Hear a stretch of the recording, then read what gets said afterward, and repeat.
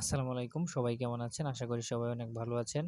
তো আমরা জানি যে অনাকাঙ্ক্ষিত প্রেগন্যান্সি হলে আমরা ওষুধ দিয়ে বাচ্চা নষ্ট করতে পারি কিংবা যদি আমাদের ভুলবশত কোনো কারণে পিল খাওয়ার কারণে যদি গর্ভে বাচ্চা চলে আসে সেক্ষেত্রেও কিন্তু ট্যাবলেট দিয়ে বাচ্চা নষ্ট করতে পারি।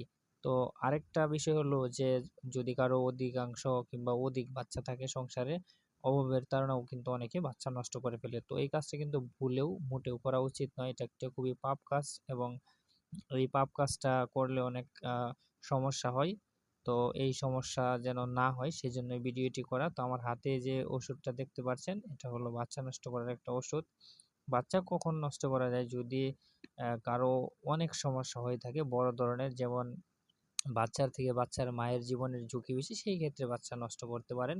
তবে কিন্তু অবশ্যই একজন ডাক্তারের পরামর্শে নষ্ট করতে হবে। তো এই ভিডিওটি করার মূল উদ্দেশ্য হলো সচেতনতা বাড়ানোর জন্য যে আপনারা কেউ সহজে বাচ্চা নষ্ট করবেন না।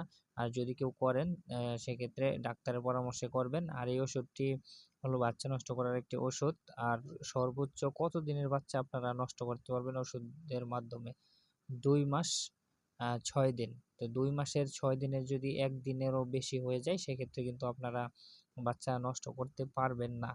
তো ২ মাস ৬ দিনের মধ্যে যদি এরকম সমস্যা হয়ে থাকে যে অনাকাঙ্ক্ষিতভাবে কিংবা মনে করেন যে ভুলবশত হয়ে থাকে এবং যদি বাচ্চার মায়ের অবস্থা খুবই ঝুঁকিপূর্ণ হয় সেক্ষেত্রে একজন গাইনি ডাক্তারের পরামর্শ নিবেন। গাইনি ডাক্তারের পরামর্শ নিয়ে আপনারা একটা সিদ্ধান্ত নেবেন।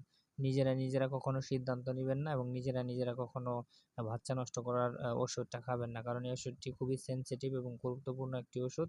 এই ওষুধটি খেলে কিন্তু অনেক সমস্যা হয়। বিশেষ করে বাচ্চা নষ্ট করার জন্য খেলে যে শারীরিক সমস্যাগুলো হয়, সেই সমস্যাগুলো কিন্তু বলে বোঝানো যাবে না। তো ভিডিওটি ভালো লাগলে অবশ্যই চ্যানেলটি সাবস্ক্রাইব করে পাশে থাকবেন।